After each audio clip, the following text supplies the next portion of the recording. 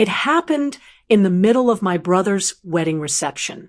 Music playing, cameras flashing, guests laughing, until my father's hand cut through the air and landed square across my face. The sound echoed through the ballroom, sharp and humiliating. 300 guests turned to watch as my cheek burned, my heart pounding so hard it drowned out the music. My wine glass shattered on the floor.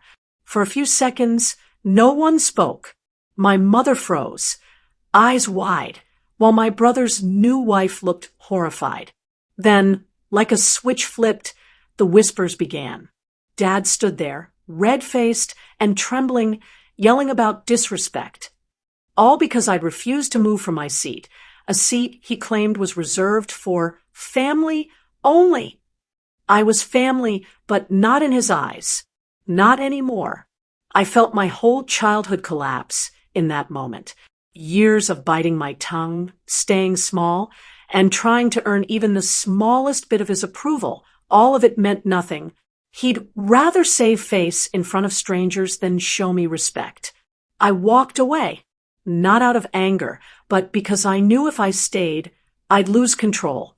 I heard Mom call after me, but I didn't turn around. I kept walking through that crowd, past the photographers, past the shocked relatives, past every person who now looked at me like I was the problem. Outside, the night air was cold and quiet. I could still hear the muffled music from inside, laughter resuming as if nothing had happened. My face throbbed, but the deeper pain wasn't physical. It was the realization that my father's pride meant more to him than his child's dignity. I sat in my car, staring at the steering wheel, shaking. Part of me wanted to disappear, but another part, buried under years of humiliation, finally woke up. The part that whispered, "You don't deserve this." Not anymore. That night, I made a promise to myself. I'd stop chasing his approval and start rebuilding what he tried to break, my self-respect. The next morning, my phone wouldn't stop buzzing. Missed calls from my mother, text messages from relatives, even a few from guests who had been at the wedding. I didn't answer any of them. My face was still sore, but what hurt more was the humiliation that replayed in my mind every few minutes, the sound of the slap, the gasps, the way no one stepped in. By noon, I finally picked up when my mother called again. Her voice was low, careful. "Your father didn't mean it. He was just emotional." I almost laughed. "He hit me in front of 300 people, Mom. That's not emotion, that's control." She went quiet. Then came the same tired plea I'd heard my whole life. "Please don't make this bigger than it is." I hung up. For the first time, I didn't feel guilt for standing up for myself. I felt a strange kind of peace. It wasn't loud or triumphant, just quiet clarity, like finally seeing through fog that had been there for years. I moved out of the family home that week, packed my things, left my keys on the counter, and didn't say goodbye. The silence that followed was heavier than any argument we'd ever had. My dad didn't reach out, and I didn't expect him to. Pride was his armor, and I just walked out of his command. Weeks passed. I buried myself in work. I'd been freelancing as a wedding photographer for years, ironically capturing happy families. But that slap had changed something in me. I started shooting differently, focusing less on posed smiles and more on genuine emotion. My photos began to tell truths, the quiet, imperfect human moments behind all the noise. Clientiste. Then one day, a small magazine reached out, asking to feature my work in a piece about raw storytelling through photography. That article changed everything. Bookings tripled. Within months, I was running my own small studio downtown. My photos hung on real walls, not just in digital galleries. I was building something real, something no one could slap out of me. Then one afternoon, months later, Mom walked into my studio. She looked smaller than I remembered, tired, maybe older. "Your father isn't well," she said softly. "He's been drinking more.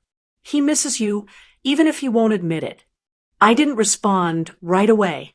She looked around at the studio walls, the photographs of strangers' joy and vulnerability, and her eyes filled with tears. "You've done all this by yourself?"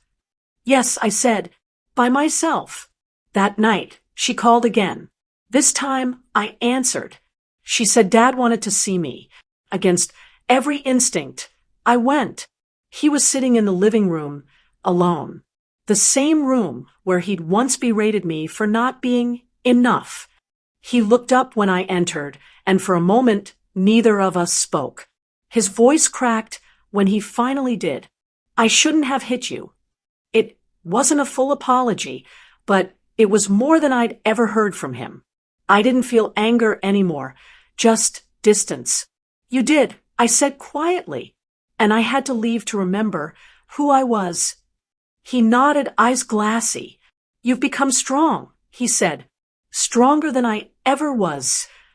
I stayed for 10 minutes, then left.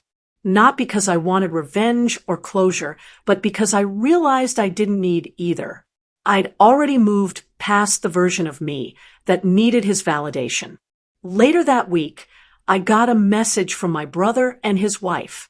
They wanted me to take their anniversary photos. For a second, I hesitated. Then I agreed, but for my usual rate. When I arrived at their shoot, they treated me differently, respectfully. Not as the sensitive one, not as the black sheep, but as a professional. As I clicked the camera, my brother leaned in and whispered, "You've come a long way." "Yeah," I said, adjusting the lens. "And I'm still going." That night, after the shoot, I sat alone editing photos. One caught my eye, a moment between them, laughing genuinely. It reminded me that families can heal, just not always the way you expect. Sometimes healing means growing apart, and sometimes it means seeing them clearly for who they are and still choosing peace. Months later, I stood behind my camera at another wedding, different couple, different family, same chaos. But as I watched the father hug his son, I didn't feel bitterness anymore, just calm. After the shoot, I sat outside, scrolling through the photos. My reflection in the camera lens looked stronger, older, freer. My father's words, that slap, that shame, it no longer owned me. It had pushed me toward a version of myself I might never have found otherwise. A week later, Mom sent me an old photo, me as a kid, holding my first camera. She'd written under it, "You always had an eye for truth." I smiled, saved the photo, and put my phone away. My father never apologized again, but he didn't need to. His silence was enough. I'd already won, not by fighting back, but by living well. Some wounds don't fade. They turn into focus, and that focus becomes strength. If you've ever been hurt by the people who were supposed to protect you, let this be your reminder. You don't need revenge to win. Heal, grow, and let your peace become the loudest response. Follow for more powerful, real stories that remind you how strength is born from survival.